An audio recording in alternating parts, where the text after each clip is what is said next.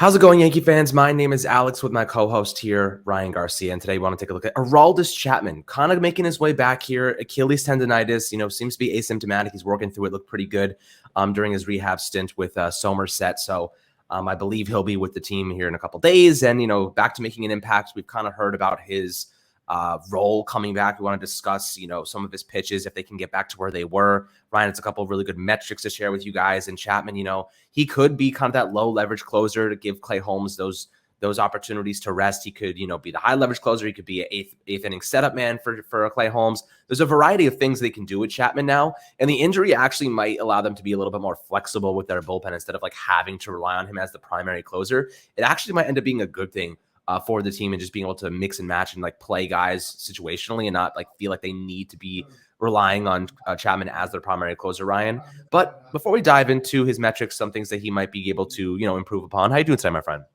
I'm doing great. I feel like I come on every single time, so I'm doing great. The Yankees just came off a win. I feel like I say it every single time because this team wins so much.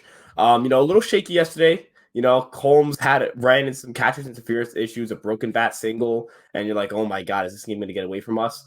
But as Clay does, he's locked down as always. I think we've made abundantly clear that we both think that Holmes should not have his high leverage or closer innings reduced. For the Yankees, Aroldis Chapman is an opportunity for them to get someone who's potentially going to play a higher role in the bullpen, but he isn't a guarantee. With that being said, though, I think some people overplay his downfall in a sense. I don't believe he's the reliever he used to be. Not in the slightest. The command is not there. He gives up harder contact than before. But if you look at like his final 23 innings last year, he pitched to a 1.90 ERA. He did it in high leverage situations with a 1.84 win probability added. That's one of the highest marks within that stretch.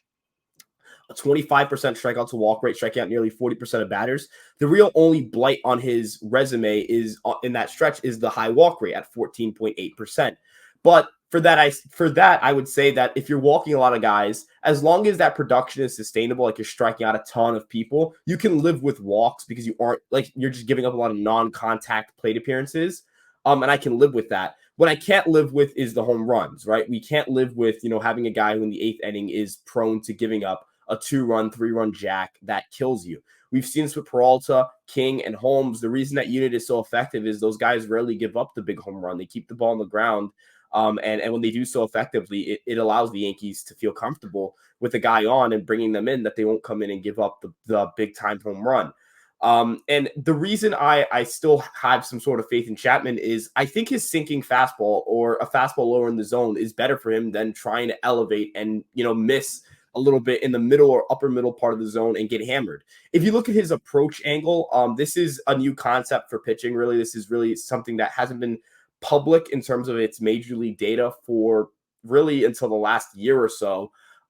This is just looking at the angle in which the ball crosses the plate. So if you think about it, Clay Holmes, he's a very steep angle. He works all the way up here from the top and his sinker comes straight down. That's what makes him so devastating. His angle is so steep that, as a hitter, you're trying to get on top of a ball that you can't get on top of. It's dropping straight down. You have to kind of chop at the ball, and that's why he gets an 80% ground ball rate. For Aroldis Chapman, his angle is it's steeper than 5 degrees. Typically, the closer you are to 0, the higher in the zone you want to throw your fastball. For a 5 to 6 degree vertical approach angle, you want to keep the ball lower in the zone because you're coming at them at a steeper angle. If you're keeping it up in the zone, that ball still has that sinking effect. It kind of counteracts your rising fastball effect, and it makes it so that batters have an easier time getting the barrel of the ball to that, getting the barrel of the bat to that baseball because it's dropping straight into their hands. Whereas if you throw it lower in the zone with a pitch like a sinker, which is a pitch that has similar vertical drop to his fastball, both of them have, like, his fastball gets 17.8 inches of vertical movement, his sinker 16 inches. The big difference, 12.5 inches of run for a sinker and only 3.7 for that fastball. That's a pretty flat fastball. Like it's not getting any run. It's not getting any extra movement outside of north and south. And for a guy who has such piss poor command, it's pretty difficult for you to blow it by guys when you're throwing it up in the zone. It's easy for guys to get the barrels of the ball, and everyone's throwing harder.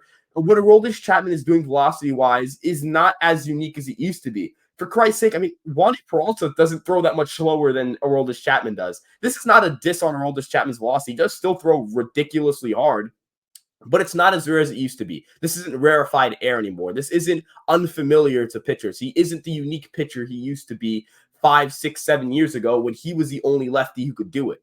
Nowadays, other lefties can do it, and he has to adapt. We know that he has a phenomenal splitter. That splitter is disgusting. It's gross. You see it, and it's a highlight reel pitch. That's a pitch that when it's thrown, that's a pitch I love to see. It's mind-boggling. But the sinker potentially paired with that, if you think about it, it's going to release from a similar arm slot. They're going to have similar movement in terms of vertical and horizontal movement. And one is coming at you at 100 miles per hour and the other at 80-something miles per hour. For a right-handed hitter, that's going to be incredibly tough for them to get to. It's going to be incredibly tough for them to barrel. And if you look at Aroldis Chapman sinker, he hasn't given up a hit on it since 2020, excuse me. That's a very interesting statistic considering he's gotten batted around quite a bit over the last 2 years. But his sinker, his sinker has still managed to be a great pitch. It gets a lot of ground balls. The launch angle against on it is negative. If you're Aroldis Chapman, having that ground ball pitch versus righties could be extremely effective, especially with runners on. Could you imagine giving up a 90-mile-per-hour ground ball that's going right at someone? Let's say IKF for Gleyber Torres or Josh Donaldson or DJ, whoever it may be. That's an easy double play right there. That mitigates the effects of a walk or a hard hit ball just as much as a strikeout does. You look at Zach Britton. Zach Britton is not a guy who has a low walk rate. That dude walks a lot of people. He has consistently walked over 10% of batters faced as a New York Yankee, and his ERA is remarkable as a Yankee because getting ground balls and getting the optimal types of outs when it comes for these relievers who have high walk rates is a very important pitch. It's very important for them to do. Down the stretch, if you look at his ground ball rate was 40%. His fly ball rate was 40%. He was avoiding line drives like it was the plague down the stretch because they just weren't squaring up the baseball like they usually would.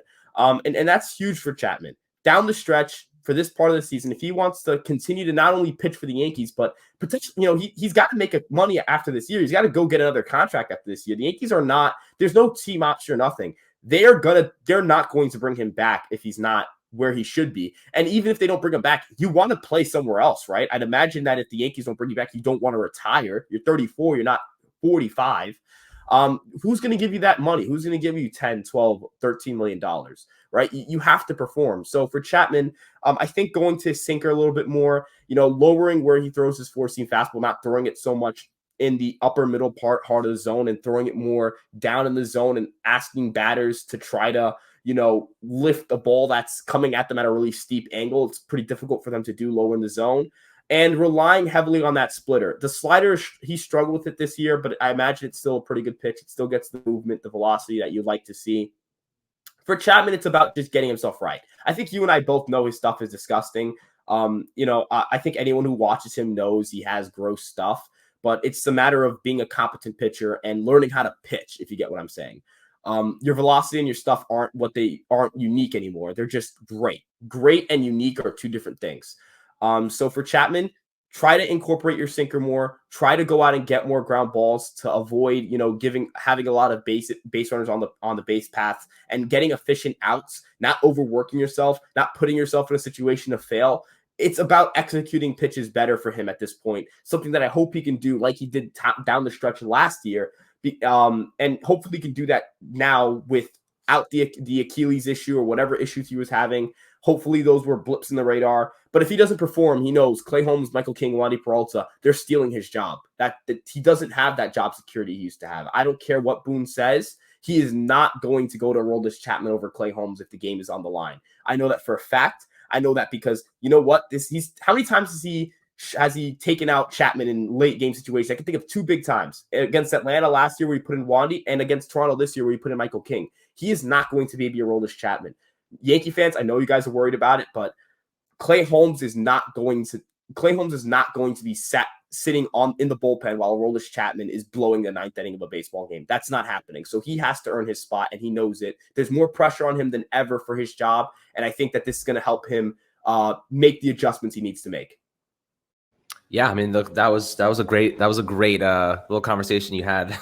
I just enjoyed sitting there and listening to it because you're right. Ultimately, Chapman will come back from injury, but even when he was healthy, he was giving up hits. He was giving up walks. He was struggling to whatever degree.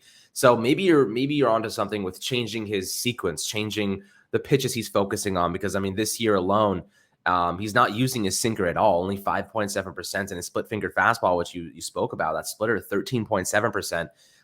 And those two pitches are phenomenal. And hopefully, when you have a sinker that's going over 100 miles an hour on average, and he's throwing it he's throwing 15 pitches, 15 sinkers this year, and he's averaging over 100 miles an hour on them. So that's just telling you that he's got the velocity, but using the pitches differently is where, Ryan, it seems like you're trying to make the most of an argument, which I think is reasonable because guys have seen him. He's been in the league for a long time. Like, a lot of guys have seen Aroldis Chapman on many different occasions. So maybe it's time for him to change up his approach, change up his sequence, and add a little bit more creativity to his game. You look at the starting rotation; a lot of them have added cutters this year, and it's completely changed the way batters approach their style of pitching, because that added pitch throws them off. It looks like a fastball, but then it's curving inward, and you're like, crap, like, okay, that's not what I thought it was going to be.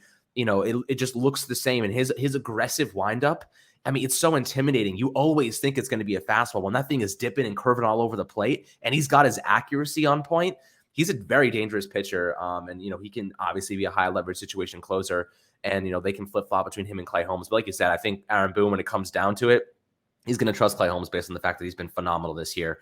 But guys, this wraps up our episode talking about Aroldis Chapman, his slow start and how he can maybe turn things around, using a bit more of a unique approach to his pitches and, changing up his sequence and strategy a little bit. That sinker, definitely high velocity, get some movement. Hopefully they can extrapolate on that a little bit more. Hopefully you guys enjoyed the video. Make sure to like and subscribe as always, and we'll catch you guys on the next episode.